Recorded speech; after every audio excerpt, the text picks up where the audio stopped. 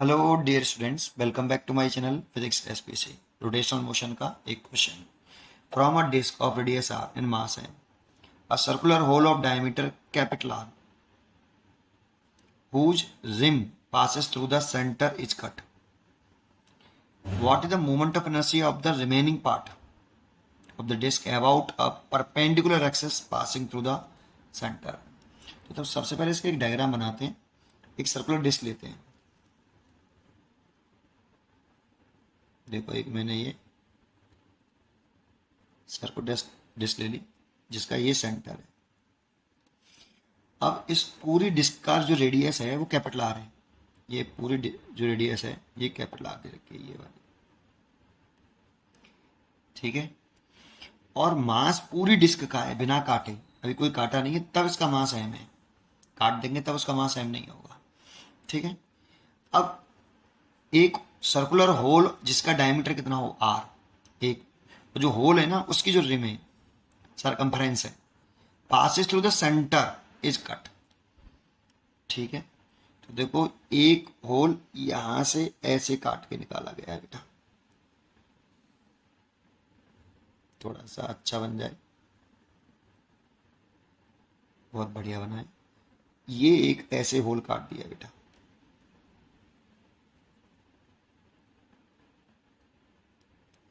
और देखो, इसकी जो ये रिम है ना वो सेंटर से पास हो रही है डिस्क के। ये डिस्क का सेंटर है और इसका जो डायमीटर है ना वो आर है। डायमीटर है बेटा, यार रेडियस नहीं है। डायमीटर आर है तो डायमीटर तो आर हो गया। तो रेडियस कितनी हो गई? इसका ये सेंटर हो गया, ये हो गया ओ, और ये हो गया ओ डैश, और इसकी जो रेडियस हो गई वो हो गई आर वाई टू। ठीक है, डायमीटर आर है। अब ये काट के बाहर निकालेंगे तो कुछ इस तरीके से डिस्क दिखाई देगी आपकी। ये मटेरियल है,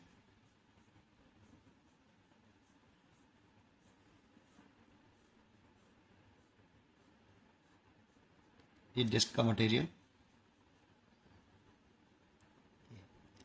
इतना काट के बाहर निकाल दिया।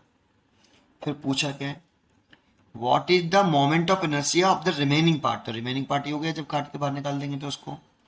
Disc about perpendicular axis, disc के प्लेन के perpendicular, passing through the centre, centre से पास हो। तो देखो, इस एक्सेस के अबाउट मोमेंट ऑफ इनर्शिया पूछ रहे हैं। क्रॉस का मतलब होता है सरफेस के प्लेन के परपेंडिकुलर। तो प्लेन के परपेंडिकुलर देखो ऐसे, इस एक्सेस के अबाउट मोमेंट ऑफ इनर्शिया आपसे पूछ रहा है।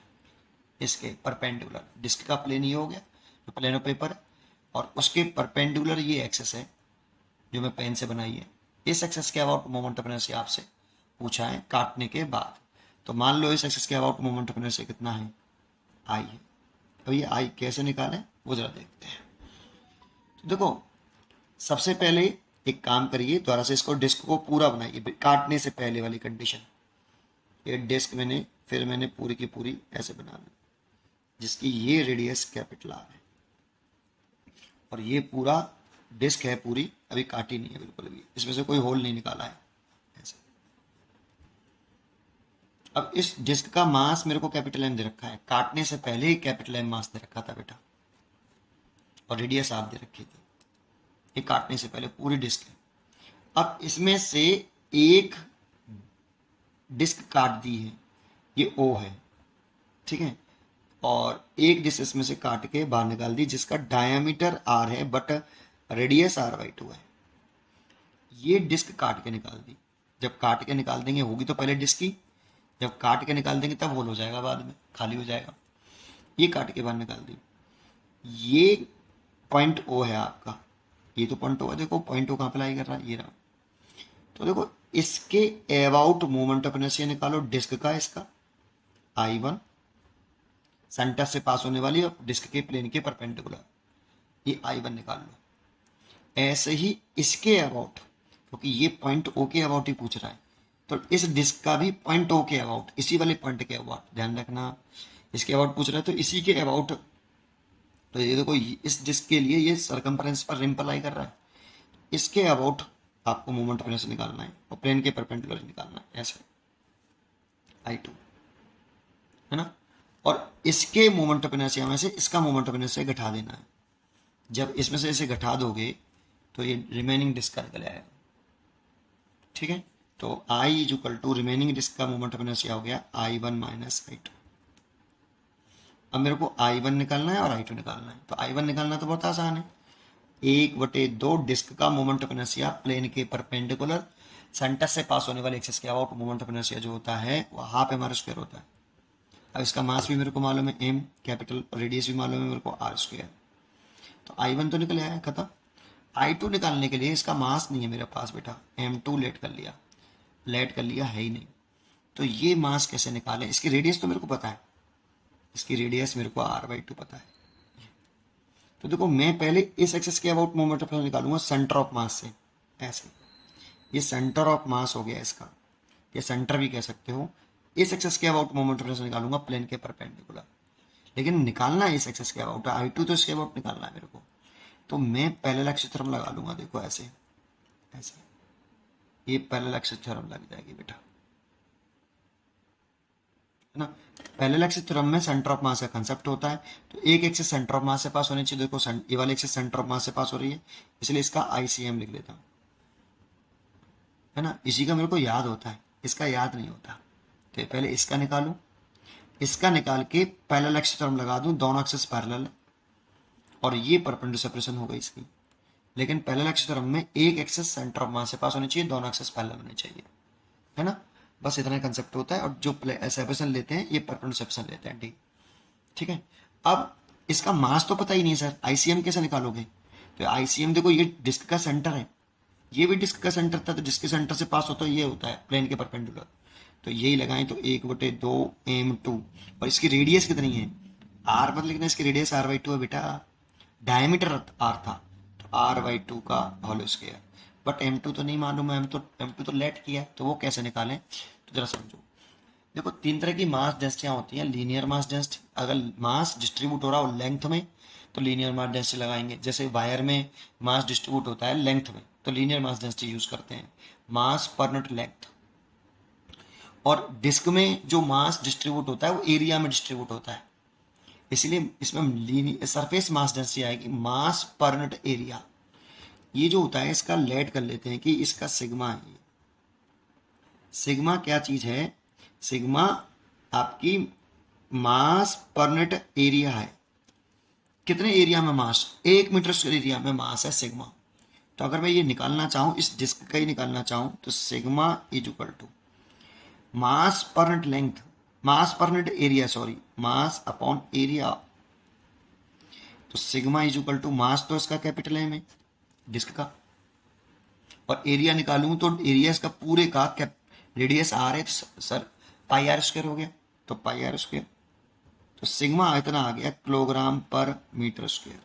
इसका मतलब है 1 मीटर स्क्वायर एरिया में इतना मास होगा। तो बताओ इसके कितने एरिया में निकालना है, इसका एरिया कितना है, पाई R/2 का होल स्क्वायर।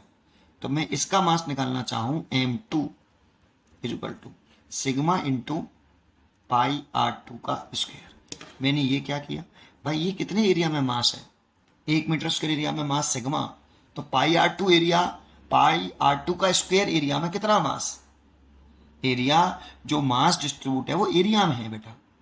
तो 1 मीटर स्क्वायर एरिया में, 1 मीटर स्क्वायर एरिया में जो मास डिस्ट्रीब्यूट हो रहा है वो सिग्मा हो रहा है। तो फिर पाई R2 स्क्वायर एरिया में कितना मास डिस्ट्रीब्यूट होगा, तो सिग्मा इंटू पाई R2 का स्क्वायर। ये तो यही तो किया मैंने। इसकी यूनिट देखो किलोग्राम पर मीटर स्क्वायर, और इसकी unit metre square, metre square metre square, ठीक है, मास निकला है। तो सिग्मा मेरे पास कितना है, M into pi capital R square into pi R2 का, सॉरी R2 कितनी बेटा, इसकी R2 माना ऐसे मैंने R/2। तो एक काम करते हैं R स्क्वायर बाई 4। R2 की वैल्यू देखो, इसकी रेडियस R/2 है ना, इसी के तो मास निकालना है बेटा।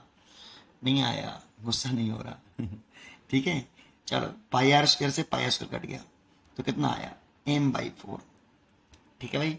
तो देखो इसका मास आ गया, अब कर दो, तो देखो ये कितना हो गया 1/2, इसका मास हो गया M/4 और रेडियस हो गई R स्क्वायर बाई कितना 4, है ना। ये ICM निकला है, लेकिन मेरे को ये नहीं चाहिए, मेरे को तो इस पूरे डिस्क का मोमेंट ऑफ इनर्शिया भी पूरी डिस्क का मोमेंट ऑफ इनर्शिया भी इसके अबाउट चाहिए और इस जो कटे हुए पोर्शन का भी है वो उसी के अबाउट चाहिए। तभी तो मैं इसके में से इसको घटा दूंगा, लेकिन वो एक ही ओ के अबाउट चाहिए बेटा दोनों, क्योंकि मेरे को I moment of inertia centre O के अबाउट चाहिए। तो इसके अबाउट कैसे निकालूं? पैरेलल एक्सिस थ्योरम लगा लूं। पैरेलल एक्सिस थ्योरम लगा लूं तो I2 is equal to ICM plus disc का मोमेंट ऑफ इनर्शिया मास तो M2 ओवर परपेंडिकुलर सेपरेशन दोनों पैरेलल एक्सिस की ये जो कि R/2 है, तो R/2 का होल स्क्वायर। अब ICM तो मेरे को पता है ये रहा, है ना, तो ICM कितना हो गया M/R² ओवर 16 और 32 हो गया, प्लस M2 की वैल्यू M/4 है तो ये M/4 और ये R²/4। ठीक है भाई, M2 की वैल्यू M/4 ही तो आई थी। ठीक है, नेक्स्ट पेज पे करते हैं। तो कितना हो गया आपका, I2 आ गया हमारा M/R²/32 प्लस M/R²/16 और 32 एलसीएम ले लें तो M/R² प्लस 2M/R², ये 3M/R²/32, ये I2 निकल आया।